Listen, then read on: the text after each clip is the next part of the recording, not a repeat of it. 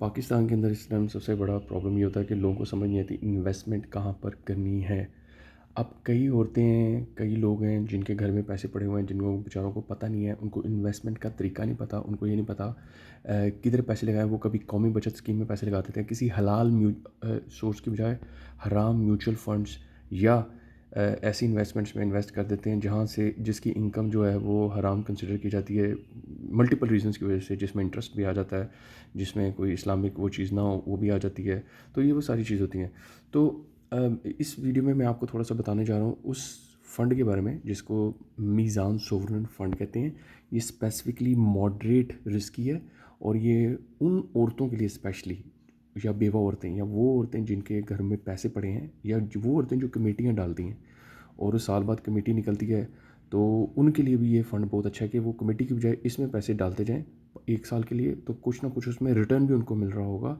और ये और इसका मैं बाकी आपको हलाल का भी थोड़ा सा बता दूंगा कैसे पता चलेगा ये हलाल है। वैसे तो मीज़ान बैंक बना ही हलाल कॉन्सेप्ट के ऊपर है, तो जो लोग हलाल इन्वेस्टमेंट करना है उनके लिए बेस्ट ऑप्शन है। तो मैं थोड़ा सा इसको हम थोड़ा सा देख लेते हैं कि इसकी इन्वेस्टमेंट ऑब्जेक्टिव, यानी ये मिनिमम आपका कैपिटल का मिनिमम लॉस आएगा इसके ऊपर, मतलब लॉस होने के चांसेस मिनिमम है, और रीज़नेबल रेट ऑफ रिटर्न, ये है इसका मेन ऑब्जेक्टिव। तो मैं इसको ज़रा थोड़ा नीचे लेके जाके आपको ये दिखा देता हूँ, ये देखना बहुत ज़रूरी है। सबसे पहले नंबर पे ये जो है ये फ़ंड ना ओपन एंड है, ठीक हो गया। मतलब इसमें आप कभी भी घुस से बाहर निकल सकते हैं। उसके बाद इनकम रिलेटेड इसकी कैटेगरी रखी है, 2010 में स्टार्ट हुआ था।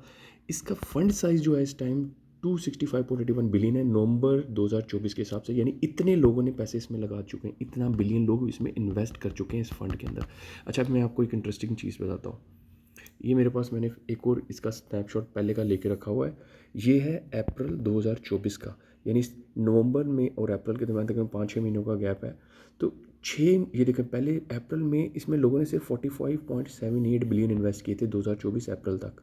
लेकिन अब जबकि आप नवंबर का अगर देख रहे हो तो 265, यानी तकरीबन 220 बिलियन रुपए लोगों ने विद इन सिर्फ 6 महीने के अंदर अंदर इन्वेस्ट कर दिए।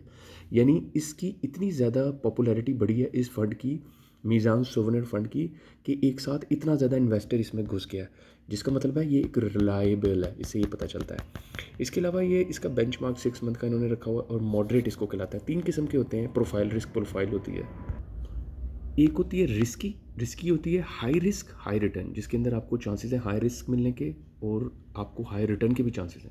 दूसरी होती है मॉडरेट, जिसमें मॉडरेट रिस्क मॉडरेट रिटर्न होता है। और तीसरी होती है risk profile, low risk profile जिसे कहते हैं, जिसमें लो रिटर्न मिलता है, 2-3% रिटर्न मिलेगा, 4% 5%, और लो रिस्क भी होगा, उसमें पैसे आपके डूबने के भी चांसेस कम होंगे। ये मॉडरेट है, इसमें थोड़े बहुत प्रॉब्लम आ सकता है आपकी कैपिटल का, लेकिन मैं आपको थोड़ा आगे बताऊंगा ताकि आपको पता चले भी घबराने की इस पे ज़रूरत नहीं। उसके बाद जाके इसमें लिखा हुआ है कि मैनेजमेंट इसकी जो फ़ीस है 1.5% है। लेकिन मैं आपको बताऊं, जब ये अप्रैल में इसकी जो मैनेजमेंट फ़ी थी 0.6% थी, यानी इन्होंने मैनेजमेंट फ़ी अपनी बढ़ा दी है। क्यों बढ़ा दी है? क्योंकि इसके अंदर लोगों का इंटरेस्ट आ गया, इनको भी, ये भी एक्सपर्ट हो गए हैं इसके थ्रू पैसे जनरेट करने में, तो उन्होंने अपनी मैनेजमेंट फ़ी भी बढ़ा दी है 1.5। ये इनकी मैनेजमेंट फ़ी है, लेकिन एक्चुअली इन्होंने ये चार्ज किया, ये इनकी अप टू लिखा हुआ है, अप टू 1.5% तक सिर्फ चार्ज करेंगे, लेकिन उन्होंने डिसाइड ये किया है कि हम तकरीबन 1.20% ही सिर्फ चार्ज करेंगे, तो उन्होंने 1.20% चार्ज किया है। Front end load, front end load का मतलब होता है जब भी ये कोई फंड परचेज करेंगे आपके लिए, तो उसमें 1% ये चार्ज करेंगे उसका, ठीक है। परचेजिंग के अंदर ये फ़ी ली जाती है, वन टाइम फीस होगी ये आपकी, जब भी वो फंड मैनेजर, इसका फंड मैनेजर होता है, ठीक है। अगर आप इसको, मैं थोड़ा सा नीचे आपको लेके जाके दिखाऊं, तो ये देखें, इसमें फ़ंड मैनेजर होता है, आपका फ़ंड मैनेजर जुहैब सईद है, ठीक है। तो ये जो है इसका फंड मैनेजर की फंड की, जब भी वो बाय कर रहा होता है तो 1% फ़ी चार्ज हो रही होती है। इसके बाद होता है back and load. Back and load ये कहलाता है जब आप इसमें से एग्जिट करना चाहें, ये फंड पूरे साल में कभी भी आप बेचना चाहें, तो आपके से कोई चार्ज नहीं लिया जाएगा, आप फ्रीली बाहर निकल सकते हैं, ठीक है।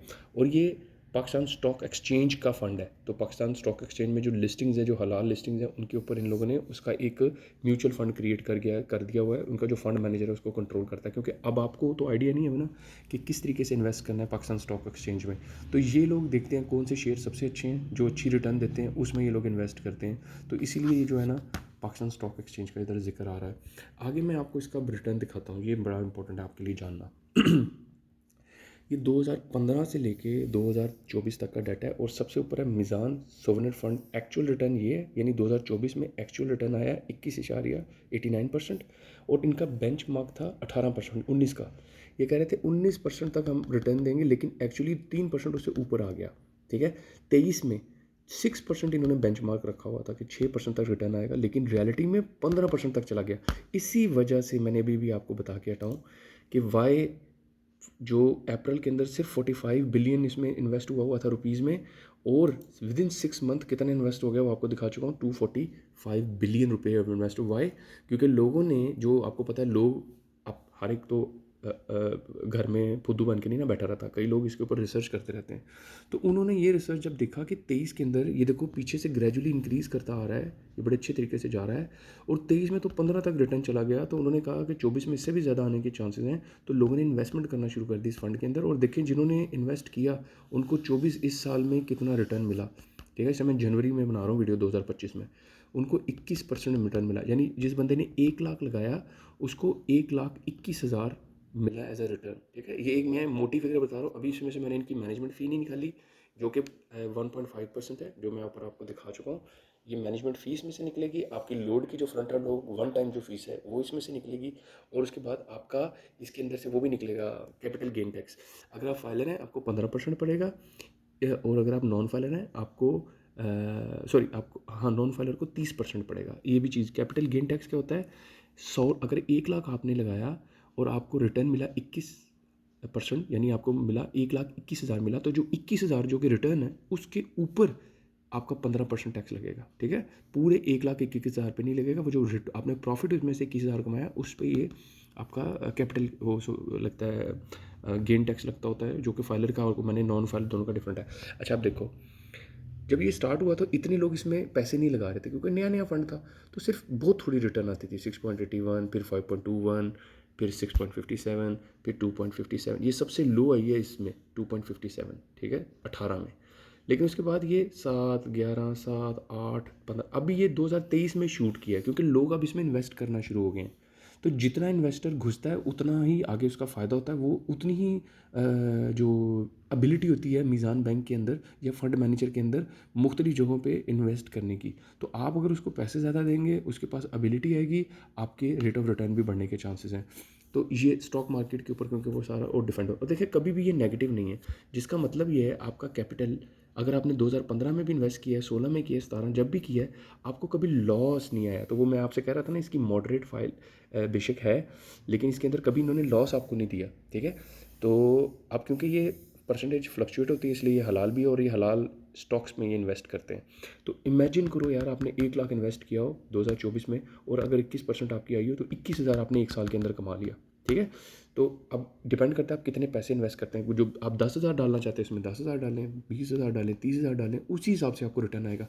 तो मेरे कहने का इधर मकसद ये था आप लोगों को बताने का कि जो औरतें या जो लोग जो कमेटियाँ डालते हैं या जो घरों में पैसे रखते हैं, अब पैसे का सीन क्या है, पैसा जो है इन्फ्लेशन की वजह से मार खाता है। कैसे? पाकिस्तान में ये 2024 की इन्फ्लेशन का मैं आपको बता रहा हूँ, जनवरी में 30% इन्फ्लेशन थी, जो कि रिड्यूस होते होते होते तो दिसंबर में 4.1% तक आ गई है इन्फ्लेशन पाकिस्तान की। ये मैं पाकिस्तान जो इन्फ्लेशन रेट है इकोनॉमिक्स में दिखा रहा हूँ, ये इस टाइम हुकूमत ने दिया, आगे अल्लाह मालिक है इसमें सच क्या है, लेकिन हुकूमत के हिसाब से दिसंबर में 4.1% इन्फ्लेशन थी। अगर आपने बैंक में लाख रुपया रखा हुआ तो आपकी वैल्यू 4.1% उस लाख की गिर गई, यानी अगर आपने करंट अकाउंट में रखा हुआ है तो उसकी वैल्यू 4.1% गिर गई। लेकिन यहाँ पे जो जनवरी में था उस 1 लाख की वैल्यू 30% गिर चुकी थी। यानी यूँ इसको समझें कि एक अगर दूध की बोतल 10 रुपये की आ रही है, तो आप इमेजिन करो वो अब आपको वो 12 रुपये की हो गई, उसकी कॉस्ट बढ़ गई है, लेकिन पैसे आपके बैंक में उतने ही पड़े हुए हैं।